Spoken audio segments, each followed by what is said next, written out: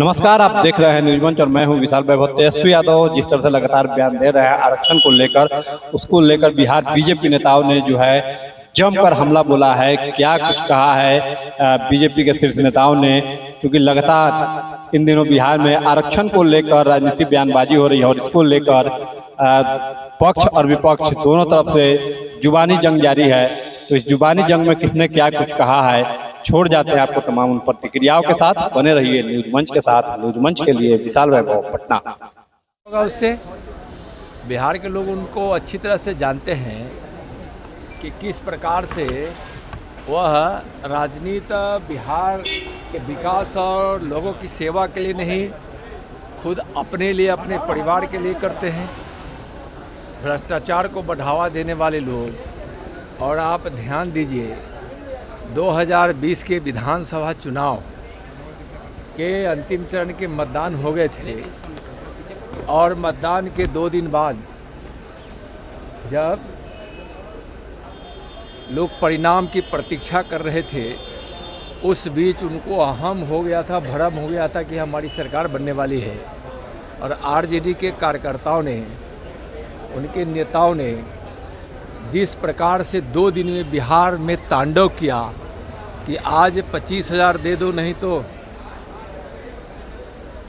2 दिन के बाद 25 लाख देना पड़ेगा, 2 लाख दे दो, नहीं तो 2 दिन बाद 2 करोड़ देना पड़ेगा। उस तांडव को और गरीबों पर हो रहे प्रहार वो लोग याद रखा है। 15 वर्षों के उस कारनामों को तो लोग के ध्यान में है ही, लेकिन 2020 की जो ताज़ी घटना है उसको लोग याद रखे हुए हैं। इसलिए उनके उस आभार यात्रा या जो भी यात्रा, उससे कोई बिहार के लोगों पर फर्क पड़ने वाला नहीं है। ओवैसी ने महाराष्ट्र में मॉब लिंचिंग की घटना पे कहा है कि हरामजादे लोग एक एक करके नहीं आते हैं, ग्रुप में आते हैं और एक बूढ़े को मारा है। देखिए, मॉब लिंचिंग वहाँ की घटना क्या है न है, वहाँ तो राज्य पुलिस जो होती है वो उसकी तहकीकात करती है, उसकी जांच करती है। लेकिन इस प्रकार की कोई भी घटना होती है, भारत के नए कानून में भी उसके सख्त सज़ा की व्यवस्था की गई है। लेकिन मॉब लिंचिंग में वहाँ क्या हुआ है, न हुआ है, यह राज्य सरकार उसकी जांच कर रही होगी, उसको पता होगा। लालू यादव ने कहा है कि बीजेपी और आरएसएस वाले लोगों को कान पकड़ के देश भर में जाति आधारित गणना करवाएंगे, इतना मजबूर कर देंगे कि उन्हें करवाना ही पड़ेगा। देखिए, वो लोग जिस बात की बात कर रहे हैं कि हम आरक्षण, बीजेपी आरक्षण के विरोधी है, मैं कहना चाह रहा हूँ लालू जी से और उनके पुत्र तेजस्वी जी से कि आप यह बताइए कि जब लोकसभा में आरक्षण पे चर्चा हो रही थी और मंडल कमीशन ने अपना रिपोर्ट जब सबमिट कर दिया था, तो उस समय कांग्रेस के तत्कालीन नेता राजीव गांधी जी पानी पी कर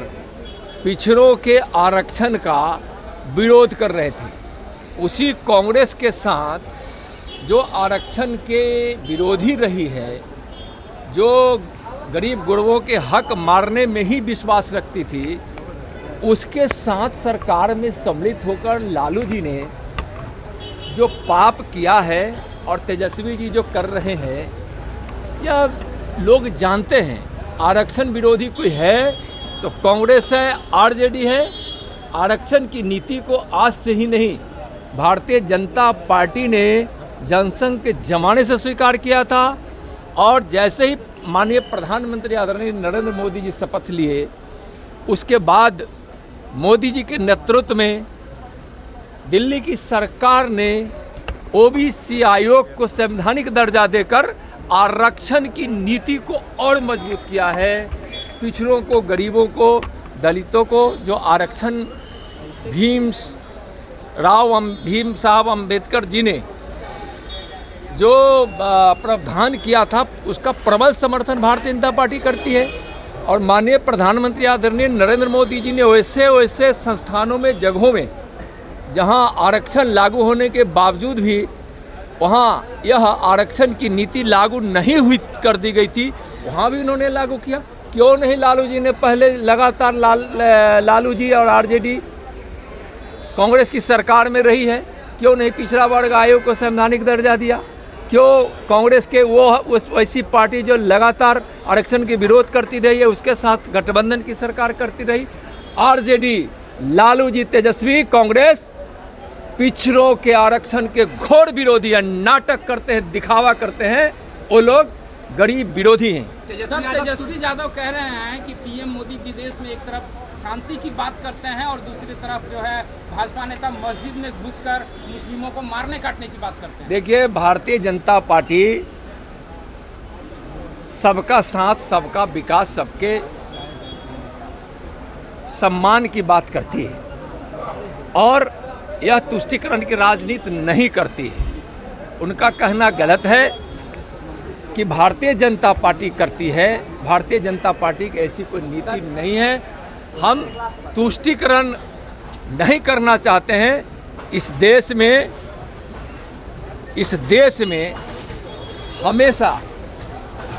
हमेशा इस देश ने स्वीकार किया है कि हम तुष्टीकरण की नीति पर नहीं चल सकते हैं। देशवासी ऐसा मानते हैं, भारतीय जनता पार्टी मानती है। इससे देश को नुकसान पहुंचता है, एकता अखंडता को नुकसान होता है। और आरजेडी के लोग क्या बोलेंगे, क्या आरोप लगाएंगे?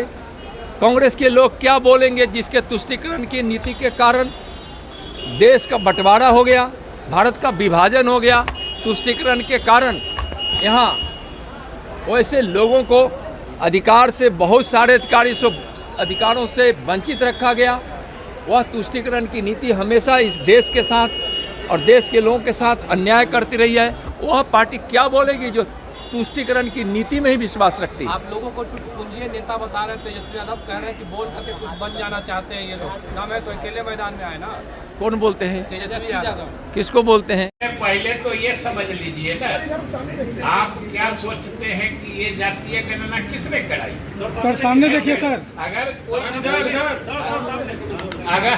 अगर कोई दूसरा आदमी बोलते हैं जो जातीय गणना हमने कराई, तो ये तो आपके सोचने पर निर्भर करता है ना। आप उनसे क्यों नहीं पूछते हैं कि आप क्या थे, किस हैसियत में आपने ये फैसला किया?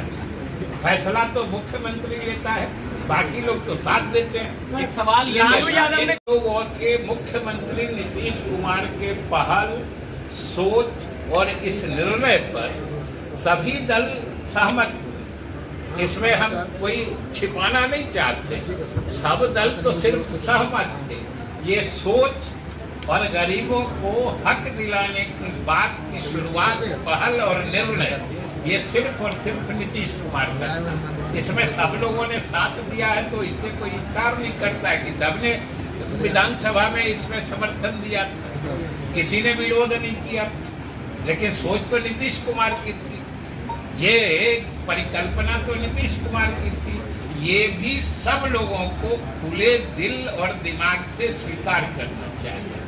हम यही चाहते हैं और आप लोग भी इस बात से अवगत हैं कि मैं कोई दिखावटी या काल्पनिक या सत्य से परे कोई बात मैं नहीं कर रहा हूँ। ये सब आप लोग समझ रहे हैं। तो हमारा यही आपसे निवेदन है कि ये जो मुख्यमंत्री ने बढ़ा हुआ आरक्षण सीमा लागू कर दिया, अब सब लोगों को लग रहा है कि अब इस श्रेय लेने में हम कैसे घुस जाए। तो भाई जनता तो सब कुछ देख समझ चुकी है ना। ये इस तरह से उनका अकारण जबरदस्ती श्रेय लेने का प्रयास सफल नहीं होने वाला है, ये उनको समझना चाहिए। बिहार में सदस्यता का अभियान का शुरुआत कर बिहार में हुए, कैसे? ये सदस्यता अभियान का संगठन महापर्व है और इस संगठन महापर्व विकसित बिहार, विकसित भारत का नींव रखेगा। हर घर में उस नींव की ईंट हम लोग लाएंगे, सदस्य बनाएंगे, बुलंद विकसित इमारत भारत का बनाएंगे। ये संकल्प हमारा है और ये संकल्प को पूरे बिहार के अंदर जिन लोगों ने बिहारी शब्द को गाली बनाया है, उससे बिहार को मुक्त करने का अभियान चलाएंगे। जातीय जनगणना पर लालू यादव ने पोस्ट किया है, उन्होंने कहा कान पकड़कर जनगणना करवाएंगे। लालू यादव एक गाली है बिहार के लिए।